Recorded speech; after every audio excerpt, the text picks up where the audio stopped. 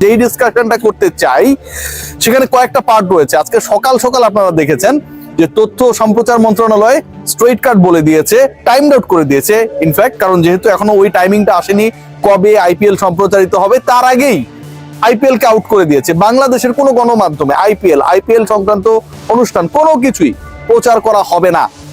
এবং এই যে ডিসিশনটা নেওয়া হয়েছে, আমার কাছে মনে হয় যে একটা দারুণ সিদ্ধান্ত। বাংলাদেশ ক্রিকেট বোর্ডের সাথে, বাংলাদেশের ক্রিকেটার মুস্তাফিজের সাথে যেই ইনজাস্টিস এনশিওর করেছিল ভারতীয় ক্রিকেট বোর্ড, তাদের দেশের সরকার, কেকেআর, সেটার একটা বড় জবাব ঘটনা ঘটার 48 ঘন্টার মধ্যে বাংলাদেশ সরকার দিতে পেরেছে।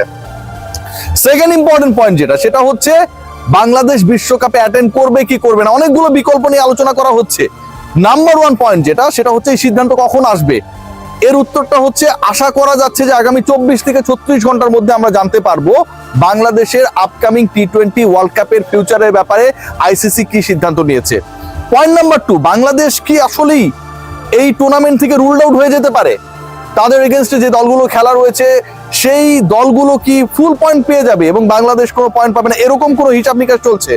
ভারতীয় ক্রিকেট বোর্ড বাংলাদেশকে কনভিন্স করে যেভাবেই হোক বাংলাদেশ যেন গিয়ে খেলে, এরকম কোন স্টান্সে যাবে, নাকি সত্যি সত্যি বিকল্প ভেন্যুতে বাংলাদেশের বিশ্বকাপ ম্যাচেস গুলো অনুষ্ঠিত হবে? আমি পয়েন্ট নাম্বার 3 নিয়ে একটু বলতে চাই যে ইন্ডিয়ান ক্রিকেট বোর্ড বিসিবি কে কনভিন্স করলো, বিসিবি চলে গেল। এই যে বাংলাদেশ ক্রিকেট বোর্ডের পাঁচাটা টেন্ডেন্সি বা নীতি নিয়ে মোটামুটি আমরা একটু আলোচনা করছি যে এরকমটা ঘটলেও ঘটতে পারে। এটা যদি ঘটে আর বাংলাদেশ ক্রিকেট বোর্ড যদি সেটা মেনে নেয়, এটা তো চাটাচাটি বলতে পারি আমরা, তাই না? বাংলাদেশ ক্রিকেট বোর্ড এটা করবে না। বাংলাদেশ ক্রিকেট বোর্ড এই চাটাচাটির কর্মকাণ্ডে যাবে না এই কারণে যে আমিনুল ইসলাম বুলবুল এবং তার সভাসদের যে তিনি ছাড়া 24 জন পরিচালক রয়েছেন, বাংলাদেশ ক্রিকেট বোর্ডের ইনিশিয়াল যে স্ট্যান্সটা ছিল মুস্তাফিজকে বহিষ্কার করা, বাদ দিয়ে দেওয়ার পরে সেই স্ট্যান্স থেকে হুট করে তারা করা অবস্থানে চলে গেছেন only because of the sports adviser mister Asif Nazrul. Bangladesh সরকারের কড়া অবস্থানের কারণে আমরা যারা বিসিবি কে বাহবা দিচ্ছি, এই বাংলাদেশ ক্রিকেট বোর্ড ওই বাহবাটা পাইতেছে। শুরুর দিকে ক্রিকেট বোর্ডের সিচুয়েশনটা এমন ছিল, ওই সংবাদ সম্মেলনে আমিও ছিলাম, সিলেটের মাটিতেই যেই প্রোগ্রামটা হচ্ছিল আঞ্চলিক ক্রিকেট কাঠামো, আমিনুল ইসলাম বুলবুল এর বাইরে কোনো প্রশ্ন নেবেন না, অথচ সকালবেলায় বাংলাদেশে রিক্টার স্কেলে 8 মাত্রার একটা ভূমিকম্প হয়ে গেছে, মুস্তাফিজকে বাদ দিয়ে দেওয়া হয়েছে। জোর করেই অনেকটা প্রশ্ন করা হচ্ছিল, তারপরে তিনি উত্তরগুলো দিয়েছেন। সেই ক্রিকেট বোর্ড এতটা, যে ক্রিকেট বোর্ড বাঁকা ছিল সেই ক্রিকেট বোর্ড এরকম সোজা হয়ে গেল কেন হলো? আসিফ নজরুল, রিজওয়ানা হাসান, মোস্তফা সরোয়ার ফারুকী, এই যে 3 জন উপদেষ্টার কথা বললাম, তাদের অবস্থানটা খুবই স্পেসিফিক ছিল। মুস্তাফিজ মানে বাংলাদেশ, মুস্তাফিজ মানে আমরা, মুস্তাফিজ মানে 18 কোটি বাংলাদেশি বাঙালি, এবং মুস্তাফিজ মানে বাংলাদেশ সরকার, রাষ্ট্র। সো মুস্তাফিজুর রহমানকে যখন আপনি এভাবে বাদ দিয়ে দেবেন, পুরো বাংলাদেশকে ইনসাল্ট করবেন, ডিগনিটিতে আঘাত করবেন, সেই জায়গায় বাংলাদেশ খেলবে না। এই অবস্থানের কারণেই বিসিবির অবস্থানটা শক্ত হয়েছে। সো বিসিসিআই যদি কনভিন্সও করে ভেন্যু বদলে যে কলকাতায় খেলা হবে না, টেনশন করেন না, আপনাদের খেলা আমরা মেঘালয়ে পাঠিয়ে দিচ্ছি, কথার কথা বলছি, বিসিবি এটা তো মানবে না, কারণ সরকার স্ট্যান্স দিয়ে দিয়েছে। তাহলে কি হবে? Walk over? I don't think so. সেই জায়গায় যাচ্ছে না। কেন যাবে না? দেখুন, বাংলাদেশে যে 4টা ম্যাচ রয়েছে, সেই 4টা ম্যাচ কার এগেনস্টে রয়েছে? নেপালের এগেনস্টে। নেপালও এখন ক্রিকেটের বড় টিম হয়ে গেছে, ওয়েস্ট ইন্ডিজকে তারা হারিয়েছে টি20-তে, ওয়েস্ট ইন্ডিজের বিপক্ষে রয়েছে, ইংল্যান্ডের বিপক্ষে রয়েছে। এই যে দলগুলোর বিপক্ষে বাংলাদেশে খেলা রয়েছে, বাংলাদেশের দর্শকরা শুধু এই দলগুলোর বিপক্ষে বাংলাদেশে খেলা দেখবে, ব্যাপারটা এরকমটা না। এই দলগুলো যখন পরস্পর মুখোমুখি হবে, সেই ম্যাচগুলোর টিআরপিও হাই, বাংলাদেশের দর্শকরা দেখবে, কারণ তাদের পয়েন্টের ইকুয়েশন, হিসাব নিকাশের ব্যাপার রয়েছে। ব্রডকাস্টাররা 4টা ম্যাচ হবে না, এই 4টা ম্যাচের পূর্ণ পয়েন্ট প্রতিপক্ষ পেয়ে যাবে, এটা কোনোভাবেই ম্যানেজেবল না, কোনোভাবেই ম্যানেজেবল না। আপনি ইকুইপমেন্ট সেটআপের কথা যদি বলেন, শ্রীলঙ্কায় অলরেডি তো মাঠগুলোতে খেলা হবেই, রিশিডিউলিং এর দিকে যাচ্ছে। আমার কাছে যতটুকু খবর রয়েছে, বাংলাদেশের বিশ্বকাপের ফিউচার এবং সেই রিশিডিউলিং এর 3টা ভেন্যু আলোচনায় রয়েছে। কলম্বো আলোচনায় রয়েছে, যদিও কলম্বো খুব প্যাক থাকবে, কিন্তু কলম্বোতে নাম্বার অফ ফিল্ডস বেশি। আলোচনায় রয়েছে পাল্লেকেলে, মানে ক্যান্ডির বিখ্যাত সেই স্টেডিয়াম, জঙ্গল কেটে যে স্টেডিয়াম বানানো হয়েছে, এবং আলোচনায় রয়েছে অদ্ভুত শোনালো গল আলোচনায় রয়েছে এই কারণে যে গলে ফ্লাড লাইট ফ্যাসিলিটিস না থাকলেও বাংলাদেশের যে 2টা ডে ম্যাচ রয়েছে, টি20 ক্রিকেট মানে আপনি 3 hours and 50 minutes 30 minutes এর মধ্যে শেষ করে ফেলতে পারবেন। সেই জায়গায় গলে আসলে বাংলাদেশের ডে ম্যাচেস গুলো খেলানো যায় কি না, পাল্লেকেলে এবং কলম্বোতে অপর 2টা ম্যাচ শিফট যদি করা যায়, ডে ম্যাচেস গুলো যদি গলে খেলানো যায়, তাহলে বাংলাদেশের 4টা ম্যাচের শিডিউল ডান। সিরিয়াসলি এখন পর্যন্ত এরকম একটা সম্ভাব্য পরিকল্পনা নিয়ে আলোচনা চলছে।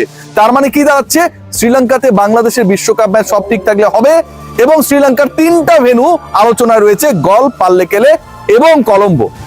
গলে যদি ডে ম্যাচ দেওয়া যায়, অপর 2 ভেন্যুতে অপর 2টা ম্যাচ দিয়ে বাংলাদেশের ইনিশিয়াল শিডিউলটাকে ফুলফিল করার একটা পরিকল্পনা রয়েছে। এখন এটা কবে নাগাদ হবে সেই হওয়া নিয়ে একটা বড় প্রশ্ন। আপনারা সবাই জানেন যে আসলে শনিবার রবিবারে কিছু হিসাব নিকাশ ছিল, আইসিসি সদর দপ্তর খোলা বন্ধ এরকম হিসাব নিকাশ ছিল, এবং এই হিসাব নিকাশ গুলোর কারণেই আসলে ডিলেটা হচ্ছিল। আগামী 24 থেকে 36 ঘন্টার মধ্যে আমরা জানতে পারবো বাংলাদেশের ম্যাচেস গুলো শ্রীলঙ্কার কোন ভেন্যুতে কবে অনুষ্ঠিত হচ্ছে। এই কবে যে বললাম, কবের হিসাবেও কিন্তু আসলে মোটামুটি একটা রিশিডিউলিং হবে, মানে আইসিসির আপকামিং টুর্নামেন্টের পুরো শিডিউলটাই, ফিক্সচারটাই পরিবর্তিত হবে ডিউ টু বাংলাদেশের deny to play in India soil. কারণ বাংলাদেশের প্রথম 2 ম্যাচ রয়েছে একই ভেন্যুতে। এখন আপনি যদি শ্রীলঙ্কায় খেলা দেন, প্রথম 2 ম্যাচ যদি সেম ভেন্যুতে না হয়, চাইলে সেম ভেন্যুতে খেলানো যাবে না, কারণ অন্য দলগুলোরও শ্রীলঙ্কায় খেলা রয়েছে। সেক্ষেত্রে তো আপনি মাঝখানে একদিন গ্যাপ দিয়ে আরেক ভেন্যুতে নিয়ে গেলে দলকে খেলাতে পারবেন না। তো পুরো বিশ্বকাপের সূচি পরিবর্তিত হচ্ছে, বাংলাদেশে খেলা শ্রীলঙ্কাতে হবে। সম্ভাব্য আলোচনায় রয়েছে গল, কলম্বো এবং ক্যান্ডি, এই 3টা শহরের 3টা ভেন্যু। শেষ পর্যন্ত কি হয় দেখার। তবে ভারতীয় সাংবাদিক সমাজ, তাদের এক্স ক্রিকেটাররা, তারা যে বক্তব্যগুলো দিয়েছে আমার কাছে মনে হয় সেগুলো যথেষ্ট গুরুত্ব বহন করে আইসিসির বাংলাদেশের ফেভারে ডিসিশন নেওয়ার ক্ষেত্রেও। কেউ কেউ এমন কথা বলেছে যে বাংলাদেশ সন্ত্রাসী পাঠায় নাই, ইন্ডিয়াতে বাংলাদেশ কোনো সন্ত্রাসী কার্যক্রম করার জন্য কোনো টিম পাঠায় নাই, যেটার কারণে বাংলাদেশের ক্রিকেটারকে বাদ দিয়ে দিতে হবে। কেউ বলেছে মুস্তাফিজকে তুমি যদি না খেলাও, নীলাটা কেন ভাই, নেওয়ার দরকার তো ছিল না, টিমগুলোকে আগেই বলে দেওয়া হতো।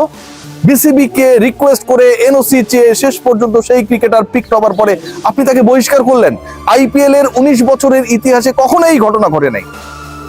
কেউ কেউ বলছেন আলটিমেটলি যে ঘটনাটা ঘটে গেছে, এটা ওভারকাম করার জন্য বাংলাদেশের ম্যাচেস গুলো শিফট করাটা আইসিসি, বিসিসিআই সবার জন্য কিছুটা হলেও ইমেজ সংকটে যে সিচুয়েশনটা ক্রিয়েট হয়েছে সেটাকে কিছুটা হলো একটা প্রলেপ দেবে।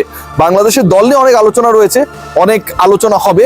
তবে আমার কাছে যেটা মনে হয় বা আমার কাছে যে তথ্য রয়েছে, আজকের এই ডিসিশন, আইপিএল এর কোনো ম্যাচেস বাংলাদেশে সম্প্রচারিত হবে না, এটা আইসিসি বিসিসিআই কে বিশাল একটা প্রেসারে ফেলেছে। আইপিএল যদি বাংলাদেশে দেখানো যায়, তাহলে টেলিভিশন রাইটস যারা আইপিএল এর কিনেছে হাজার হাজার কোটি রুপিতে, সেই জায়গায় তারা একটা বড় লসের সম্মুখীন হবে, নো ডাউট। ডিজিটাল রাইটস যারা বিক্রি করেছে তারা একটা লসের সম্মুখীন হবে, এবং এই একই গ্রুপ কিন্তু অলমোস্ট বাংলাদেশ সহ আপকামিং ওয়ার্ল্ড কাপে যেই দলগুলো অংশগ্রহণ করবে তাদের রাইটসটাও কিনেছে। এখন বাংলাদেশের 4টা ম্যাচ যদি তারা দেখাইতে না পারে, বা বাংলাদেশ যদি না খেলে বা ওয়াক ওভার হয়ে যায়, অন্য দলকে আপনি নিয়ে আসলেন, সেই দলের ম্যাচটা এত পপুলার হবে না যতটুকু 18 কোটি মানুষ বাংলাদেশে ম্যাচ দেখবে। সেক্ষেত্রেও তারা একটা বড় লসে পড়বে। Ultimately BCCI under pressure and they are very much eager to take a alternate option. শ্রীলঙ্কাতে ম্যাচ হচ্ছে, বাংলাদেশ যাচ্ছে, 3 ভেন্যুর কোনটায় কবে কোন ম্যাচ হবে সেটার কারণে আইসিসি ওয়ার্ল্ড কাপের শিডিউল যেটা প্রকাশিত হয়েছিল সেটাও পরিবর্তিত হচ্ছে। এটা ব্যাপারে কোনো ধরনের সংশয় এই মুহূর্তে নেই। সবাই ভালো থাকবেন, টেক গ্রেট কেয়ার।